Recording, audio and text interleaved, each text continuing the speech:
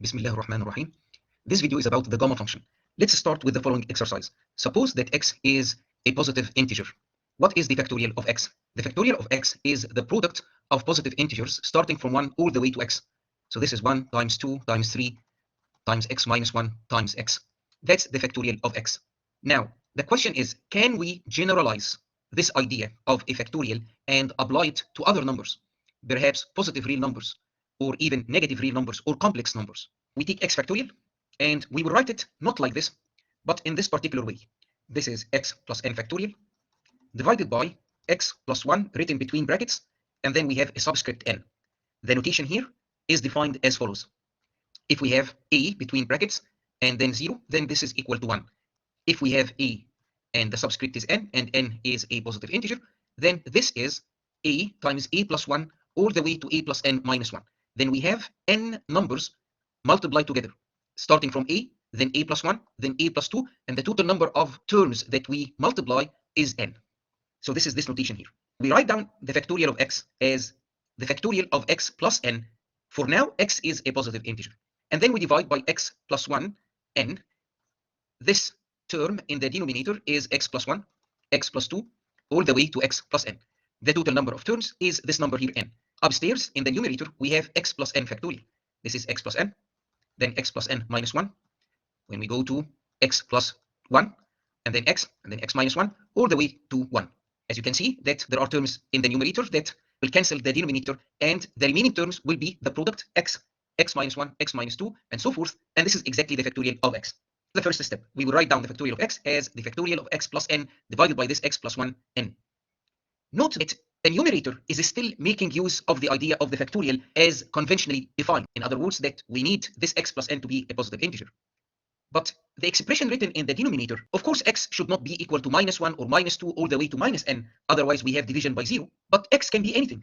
It can be even a complex number with a non-zero imaginary part. There is no problem in computing this quantity here for any value of x. It is just that we avoid the negative integers from minus 1 to minus n so that we do not divide by 0.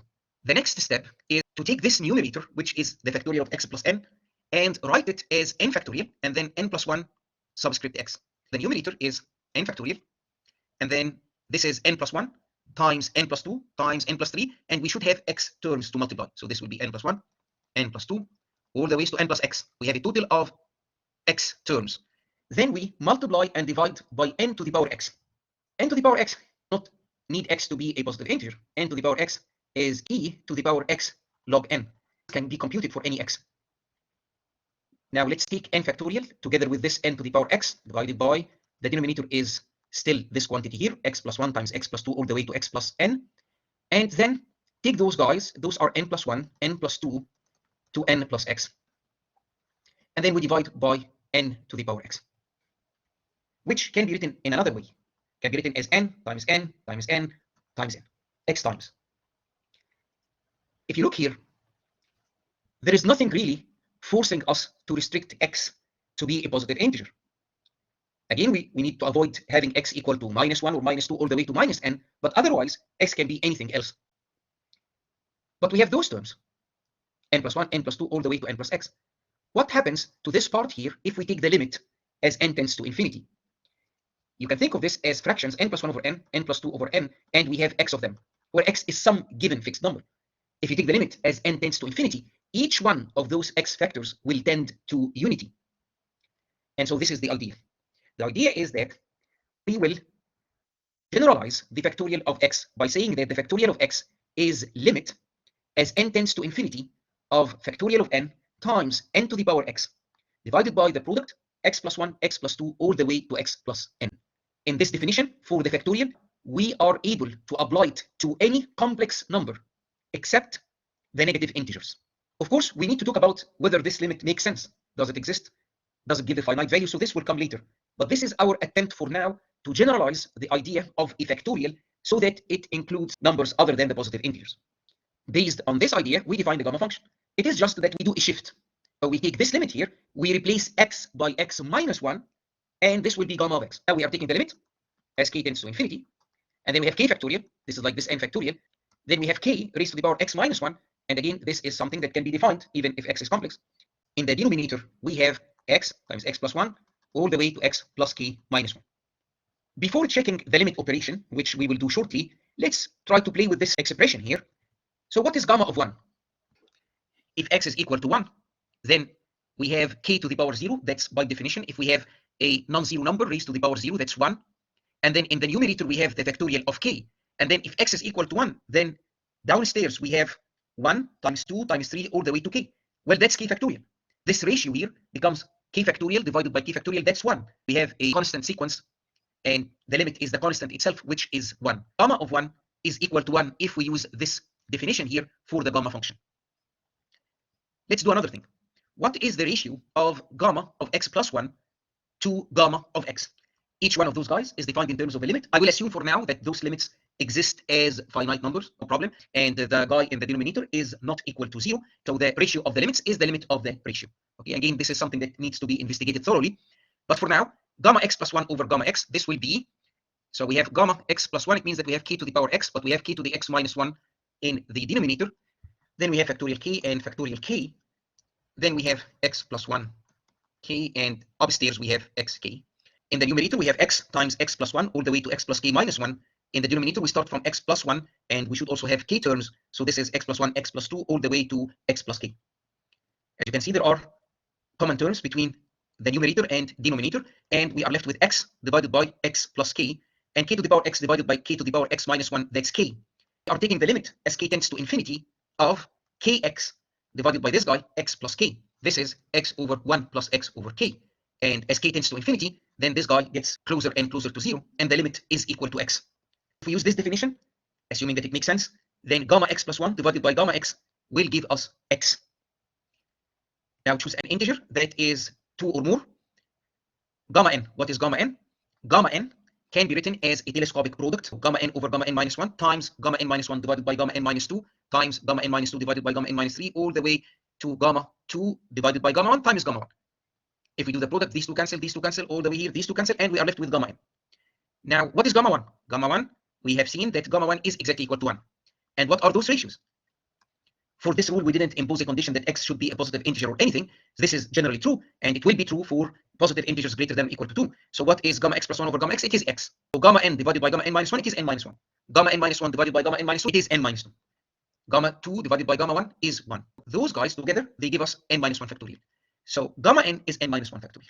This rule is also valid if we put n equals 1, because on the left-hand side, we have 0 factorial, which is taken to be equal to 1. Let's see whether our generalized definition of factorial means that 0 factorial is equal to 1. What is 0 factorial? 0 factorial, according to this, is limit as n tends to infinity of n factorial, n to the power 0, that's 1. And then downstairs, we have x equals 0, that's 1, and this will be n factorial. And so this is 1. So based on this definition, yes, if we put x equals 0, the factorial of 0 is equal to 1. Before proceeding, note that in the definition of gamma of x, because in the denominator we have x, x plus 1, x plus 2, all the way to x plus k minus 1, and then we take the limit as k tends to infinity to avoid division by 0, then x should not be equal to 0, x should not be equal to minus 1, x should not be equal to minus 2, and so on. Hopefully, this definition for the gamma function is valid for any complex number except the non-positive integers. Let's do a bit of modification to the definition of the gamma function before studying the limit rigorously. And let's take 1 over gamma x. 1 over gamma x will be the limit as n tends to infinity. The n factorial will be downstairs, and here we have n to the x minus 1. And upstairs we have x, and which is x times x plus 1 all the way to x plus n minus 1. Write down this n factorial as n minus 1 factorial times n. Combine the n with this n to the x minus 1, that's n to the power x. And n minus 1 factorial, write it as 1 times 2 times 3 all the way to n minus 1. And take the brackets upstairs and write them. So I have x here written alone, and then x plus 1 over 1, x plus 2 over 2, all the way to x plus n minus 1 over n minus 1. It won't harm if we add this term here, x plus n over n. Note that we are interested in the limit as n tends to infinity. Or for any given x, x plus n over n will tend to 1 as n tends to infinity. We are not changing anything if we add this term here. And then this n to the power x in the denominator, in the numerator it is n to the minus x. Write it in terms of e. So this is e to the power minus x log n. This guy is this one, e to the minus x log n. This term is 1 plus x over 1. This term is 1 plus x over 2. This term is 1 plus x over 3. And this term here is 1 plus x over n. Let's have a product, k from 1 to n, and then we have terms 1 plus x over k. And then for convergence purposes, we will insert the exponential e to the minus x over k. In addition to those terms here, we insert the terms e to the minus x over 1, e to the minus x over 2, all the way to e to the minus x over n. but these exponentials are not there. Thus, what we have right now is this product here to account for those terms. And then outside, we will have this x. We will have this exponential e to the minus x log n. And then we will have e to the x over 1 times e to the x over 2 all the way to e to the x over n to compensate for those terms that we have now inside the product. This is x. And then we have e to the power summation k from 1 to n, 1 over k. This is multiplied by x. And then we have minus x log n. And then we have our product. Now, this is the quantity that we take the limit of as n tends to infinity. What we'll do now is to make sure that this limit makes sense. If the limit is applied to the product, we can write the product k from 1 to infinity. And if we apply the limit to this exponential here, because we have n and we have n, so we write it as e to the gamma x, we are claiming that summation k from 1 to n, 1 over k minus log n, that this term here as n tends to infinity, it actually converges to some constant, the Euler constant, as we will see. This is our friend from the previous page. Let's focus initially on this part here, because this is a classic problem. The difference between the nth harmonic number, the sum k from 1 to n, 1 over k, minus the natural logarithm of n. Let's investigate this quantity as n tends to infinity. The claim is that it converges, and it converges to this constant here, which is approximately 0.57721. And it is not known till now whether it is an irrational number, and if it is irrational, whether it is transcendental. This difference here is always positive. Let's prove this. Let's take the sum k from 1 to 4. This is a box with height 1, and then this one is of height 1/2, and then this is 1/3, and then this is 1/4. This is the 0.11, this is the 0.2 and half, this is the 0.3 and 1/3, this is the 0.4 and 1/4, this is the 0.5 and 1/5, and so forth. These points are points on the curve 1 over u, and the sum is the area of those rectangles. A lower bound on the sum is to integrate this function 1 over u from 1, this case from 1 to 5, in the general case if we are summing to n from 1 to n plus 1. This integration will give this area, which is clearly a lower bound on the sum. Thus, a lower bound on the nth harmonic number is the integral of 1 over u du from 1 to n plus 1. This is log n plus 1 minus log 1, which is 0. So this integral is log n plus 1. Log n plus 1 is a lower bound. For any positive integer n, the nth harmonic number, which is this summation, is strictly greater than log n plus 1, which is clearly greater than log n. This difference here between the nth harmonic number and log n is strictly positive. Let's call this difference beta n. We have just shown that beta n is strictly positive for every positive integer n. Let's investigate beta n minus beta n plus 1. We are now investigating how the difference is changing with n. Beta n is this difference, hn minus log n. Beta n plus 1 is hn plus 1 minus log n plus 1. The harmonic number n plus 1 is the harmonic number hn, and the extra term is 1 over n plus 1. We take the difference, beta n minus beta n plus 1. Hn will cancel with hn, and then we are left with minus 1 over n plus 1, and the difference between these two logarithms, log n plus 1 minus log n. We end up with log n plus 1 divided by n minus 1 over n plus 1, which can be written like this, log 1 plus 1 over n minus 1 over n plus 1. That's the difference, beta n minus beta n plus 1. Let's investigate the function eta minus 1 minus log eta, where eta is a strictly positive real number. The first derivative of g of eta is 1 minus 1 over eta. The first derivative is 0 when eta is equal to 1, is positive when eta is higher than 1, and is negative if eta is less than 1. This function has a local minimum at 1. What is g of 1? G of 1 is 1 minus 1 minus log 1. It's 0. G of eta is greater than or equal to g of 1 because the function is minimized at 1. Thus, this is always greater than or equal to g of 1, which is 0. We have that eta minus 1 is greater than or equal to log eta for every positive eta. The conclusion is that eta minus 1 is greater than or equal to log eta for every positive eta. We have equality if and only if eta is equal to 1.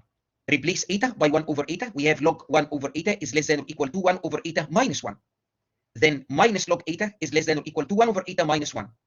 Multiply both sides by minus 1. Our inequality will change direction. We get log eta is greater than or equal to 1 minus 1 over eta. This is the inequality of interest. What if we use eta equal to 1 plus 1 over n, which we have here?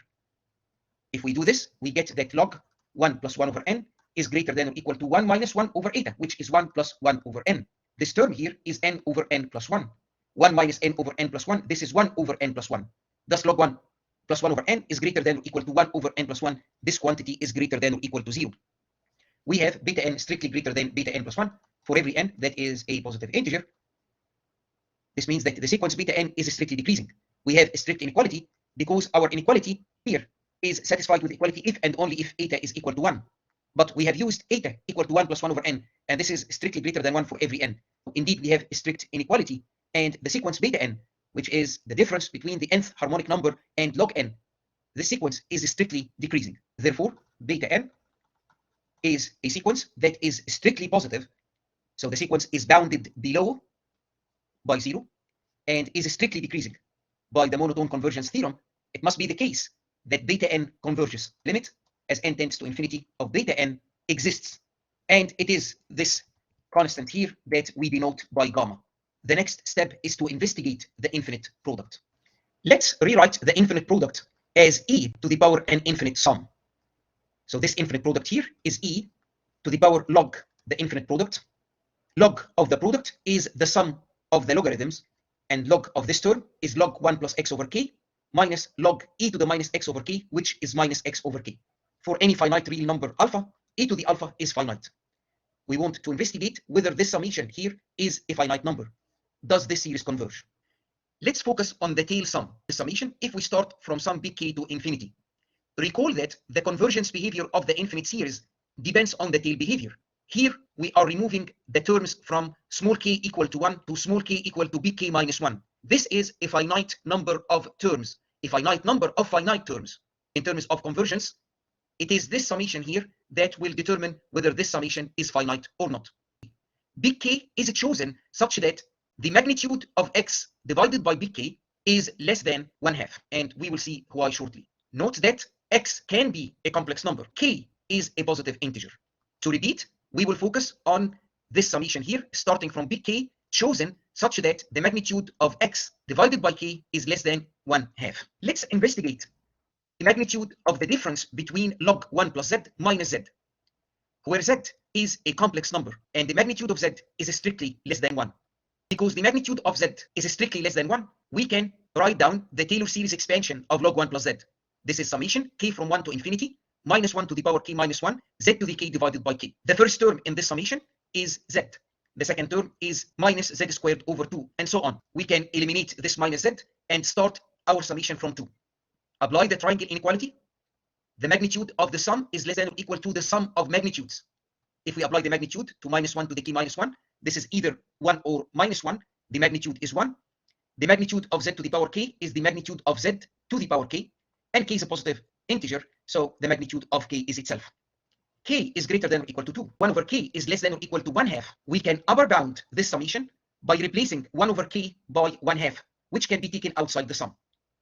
Now we have a geometric series, and it is a convergent geometric series because the magnitude of z is less than 1.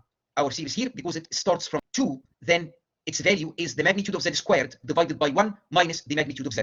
Let's assume that the magnitude of z is not just less than 1, but less than 1/2. Then 2 times the magnitude of z is less than 1 by multiplying both sides of this inequality by 2.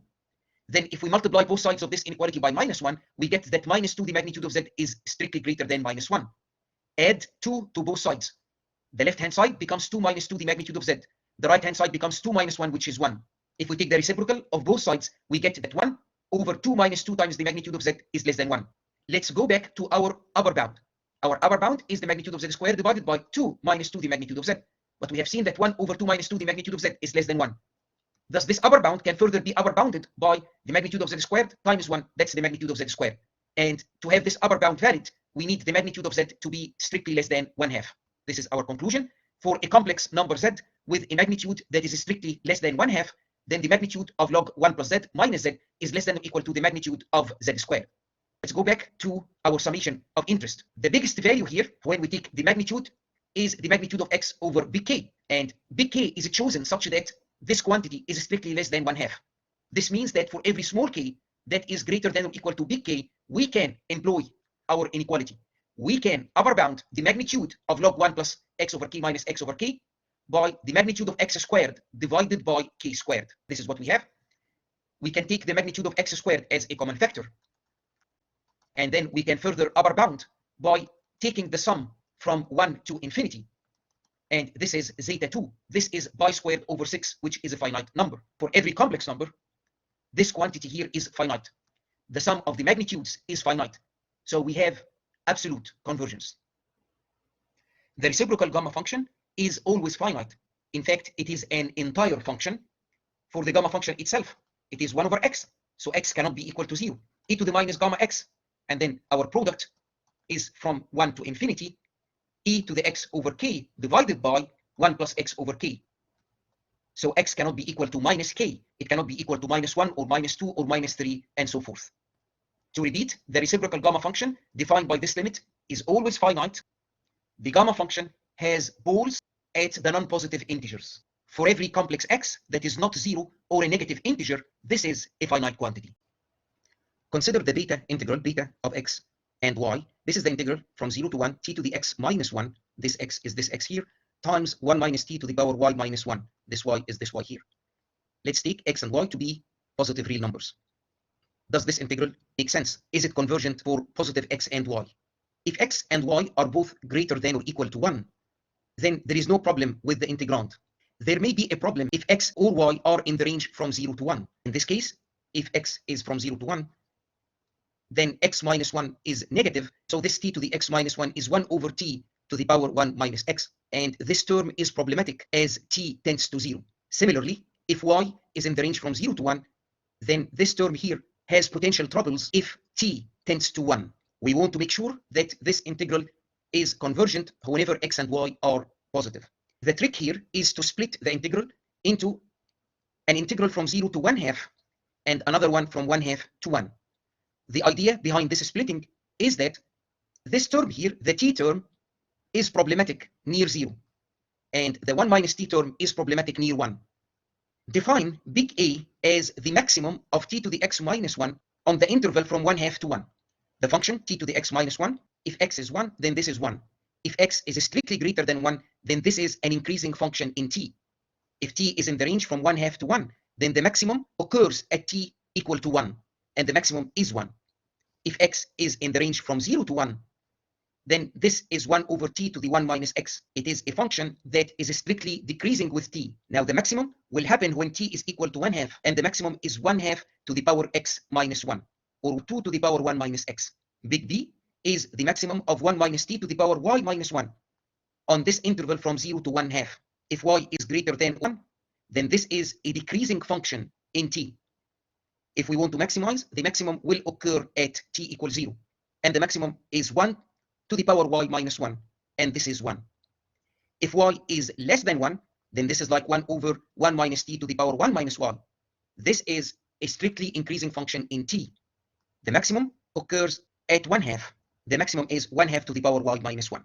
Big C is the minimum of t to the power x minus 1 on the interval from 1/2 to 1.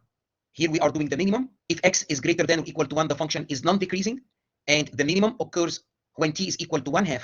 On the other hand, if x is in the open interval from 0 to 1, then this is a strictly decreasing function, and the minimum occurs at 1. The minimum is 1 to the power x minus 1, which is 1. Finally, d is the minimum of 1 minus t to the power y minus 1. And as we examine this term here, we can find the values of d. All those are finite numbers. We use these numbers to lower bound and upper bound the beta integral. We have splitted the beta integral like this. We upper bound this term here by replacing 1 minus t to the power y minus 1 by its maximum on the closed interval from 0 to 1/2. So we can upper bound this by b and take b outside the integral. In this integration here, we can upper bound by upper bounding t to the power x minus 1 by a, and then we take a outside. The upper bound on beta x comma y is b times this integral plus a times this integral. Similarly, we can use c and d to lower bound beta of x comma y. Let's go back to the upper bound. What is this integral here? And for what values of x does it converge? This integral, e to the power x divided by x, and then the limits of integration are from 0 to 1/2. There is no problem with any limit of integration here. Both limits are finite because x is greater than 0. We have trouble if x is 0. In this case, the integral is the logarithm of t, and the logarithm of t tends to minus infinity as t tends to 0. If x is negative, we have a problem with t to the power x when we take the limit as t approaches 0. But if x is strictly positive, we are good. Similarly, this is the integration from 1/2 to 1 minus t to the y minus 1. If we integrate, we get y in the denominator, and then 1 minus t to the power y, and then we use our integration limits. We have problem if y is 0. If y is negative and t approaches 1, then we have trouble. But y is strictly positive, and if we take the limit as t tends to 1 or t tends to 1/2, we are good. This confirms that for a strictly positive x and strictly positive y, this beta of x comma y, this integral here, is upper bounded by a finite quantity. Then this beta of x comma y is itself a finite quantity. Let's go to the lower bound. As I said here, if x is 0, then this integral is ln t. And then we have problem when we take the limit as t tends to 0. If x is strictly negative, then this integral will give us t to the power x over x. Then we have to take the limit as t tends to 0, and this will give us infinity if x is negative. We will also have trouble if y is less than or equal to 0. Those are lower bounds on beta x comma y. This means that this integral here is not convergent if x or y are less than or equal to 0. Let's play a bit with this integral. Our goal is to link it to the gamma function. It is not clear at all how this integral is related to the gamma function, but we will see. Take beta of x comma y plus 1. By the definition of the beta integral, this is integral from 0 to 1, t to the power x minus 1, and then we have 1 minus t to the power y plus 1 minus 1, that's y, dt. Take 1 minus t to the power y and split it into 1 minus t times 1 minus t to the power y minus 1. We can write down this integral as the integral from 0 to 1, t to the x minus 1 times 1 minus t to the power y minus 1, minus another integral t to the x minus 1 times t. So this will give us t to the power x times 1 minus t to the power y minus 1. This integral here is beta of, since the power here is x, this is beta of x plus 1 comma y. And this integral here is exactly beta of x comma y. We have this relation, beta of x comma y plus 1 is beta of x comma y minus beta of x plus 1 comma y. Let's go back to this integral and deal with it in another way. Beta of x comma y plus 1 is this integral here. Write down t to the x minus 1 as dt to the x divided by x. We are basically doing integration by parts. We have a term here, t to the x divided by x times 1 minus t to the power y, and we need to take the limit as t tends to 1 and as t tends to 0, minus the integral from 0 to 1 of t to the x divided by x, and then we differentiate this guy here. This will give us minus y, 1 minus t to the power y minus 1. If t approaches 0, this is 0. If t approaches 1, this is also 0. This term disappears. From here, we can take minus y outside, also 1 over x, y over x. Then the integral from 0 to 1, t to the power x, 1 minus y, y minus 1. This is beta of x plus 1, comma y. Beta of x comma y plus 1 is y over x beta x plus 1, comma y. We have just shown that it is also given by beta of x comma y minus beta of x plus 1, comma y.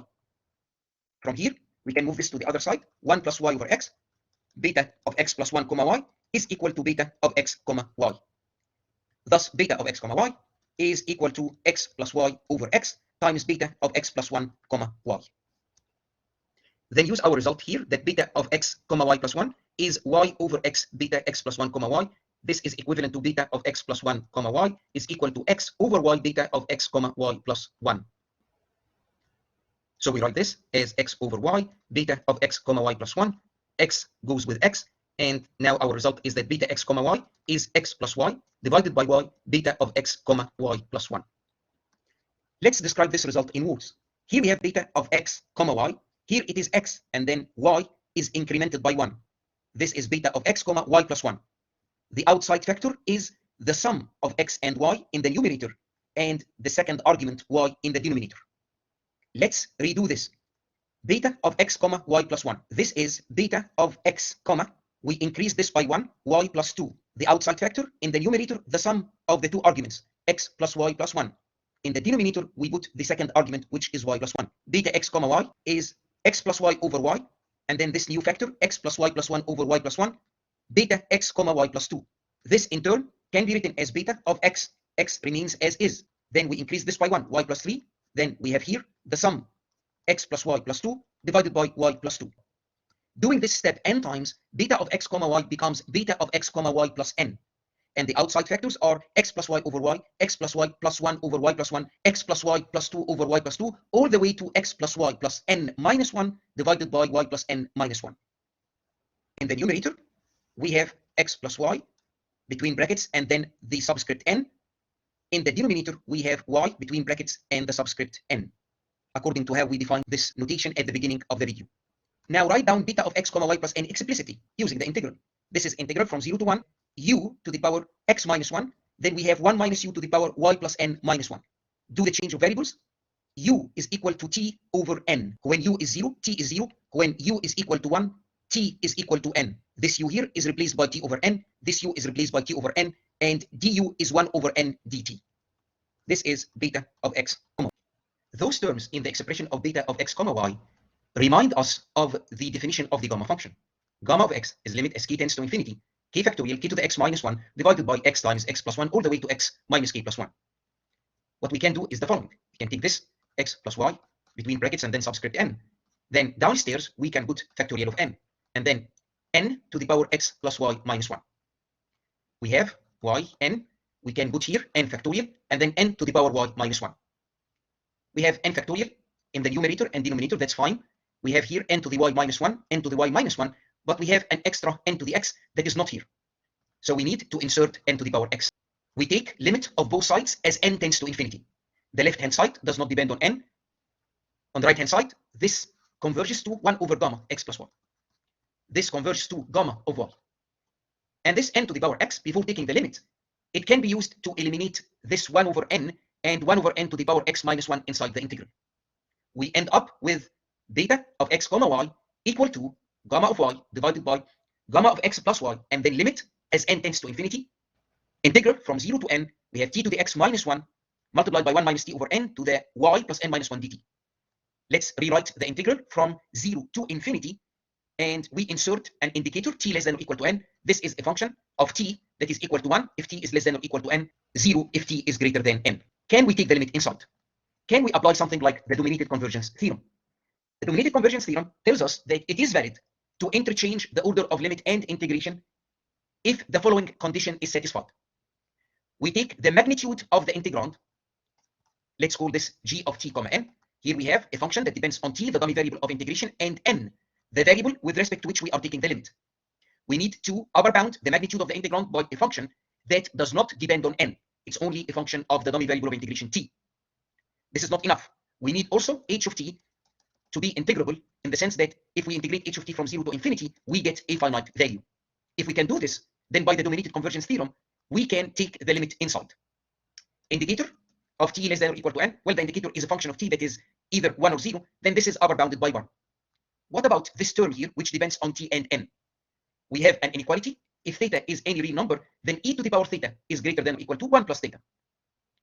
Let's employ this inequality with theta equal to minus t over n. We have 1 minus t over n is less than or equal to e to the minus t over n. So 1 minus t over n to the power y plus n minus 1, this is less than or equal to e to the minus t over n times y plus n minus 1. In this upper bound, we still have n. We can make y plus n minus 1 over n greater than 1/2, which is equivalent to minus y plus n minus 1 over n less than minus 1/2. Why is this? Y is a positive real number. We are interested in the large values of the positive integer n. So this inequality can be easily satisfied. This is equivalent to 2y minus 1 plus 2n greater than n, which means that we need n to be greater than 2 times 1 minus 1. Actually, if y is greater than or equal to 1, then this is satisfied for any positive integer. By having this inequality, we can upper bound by e to the minus 1/2 t. This is free from n. The magnitude of the integrand is less than or equal to t to the x minus 1 e to the minus 1 over 2t. The question now is, if we integrate this quantity from 0 to infinity, do we get a finite result? Here is the integral, and I wrote it using the dummy variable u. We want to check whether this is finite or not. Let's do change of variables. Half u is equal to t. Then this u is replaced by 2t, and we get a factor 2 to the x minus 1. Du is 2 dt, so we have another 2. We get 2 to the power x, which can be taken outside, and this is a finite quantity. Then we have this integral t to the x minus 1 e to the minus t dt. Let's split this integral into an integral from 0 to eta, where eta is a positive real number, and an integral from eta to infinity. In this integration here, e to the minus t can be upper bounded by unity, by 1. And the integral becomes that of t to the x minus 1. This is t to the x over x, and if we use the upper and lower limits of integration, we get eta to the power x divided by x. This is a finite number. For the second integral, we use the following idea. For every x, we have that the limit as t tends to infinity of t to the x minus 1 over e to the t over 2, this is equal to 0. The exponential growth that we have in the denominator is sufficient to take this quantity to 0, regardless of the value of x. The meaning of this limit is that for every epsilon that is greater than 0, there is an eta, which generally depends on epsilon, such that for every t greater than or equal to eta, we can make this quantity less than epsilon. The limit is 0. This means that by choosing t to be large enough, this quantity can be made arbitrarily small. In other words, there is an eta such that for every t greater than or equal to eta, this quantity can be made less than 1. Thus, there is an eta such that for every t greater than or equal to eta, this inequality is true. Again, this is just a consequence of the fact that the limit of t to the x minus 1 divided by e to the t over 2 is 0 as t tends to infinity. If t to the x minus 1 is less than e to the t over 2, then t to the x minus 1 times e to the minus t, this is the quantity that we are integrating, is less than e to the t over 2 times e to the minus t. That's e to the minus t over 2. In this integral here, we can upper bound t to the x minus 1 e to the minus t by e to the minus t over 2. And this is a function that if we integrate from eta to infinity, we get a finite result. Going back to this integral here, the magnitude of the integrand can be upper bounded by an upper bound that depends only on t and not on n. And this upper bound is a function of t. If we integrate from 0 to infinity, we get a finite result. By the dominated convergence theorem, we are allowed to interchange the order of limit and integration. We can take the limit inside. We have integral from 0 to infinity, then we have t to the x minus 1. This term does not depend on n. Then we have limit as n tends to infinity, indicator t less than or equal to n, and then we have 1 minus t over n to the power y plus n minus 1 dt. What is the limit of the indicator?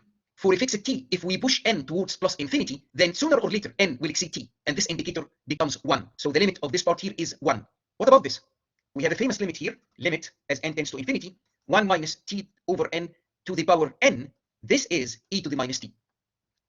Finally, limit as n tends to infinity, 1 minus t over n to the power y minus 1. Now that's a constant. Then here, as we increase n, this gets smaller and smaller, and the limit is 1. Thus, the terms containing n, if we take the limit as n tends to infinity, they converge to the limit e to the minus t. Our integral becomes this quantity here. Note that this is the integral that we have proved to be finite. What is the conclusion? Beta of x comma y, this is this integral from 0 to 1, t to the x minus 1, 1 minus t to the power y minus 1 dt, where x and y are positive real numbers. This beta of x comma y can be written as gamma of y divided by gamma of x plus y. Then we have an integral from 0 to infinity, t to the power x minus 1, e to the minus t dt. What if we set y equal to 1? What is beta of x comma 1?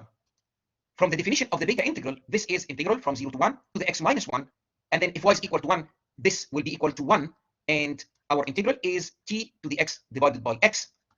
And this is just 1 over x.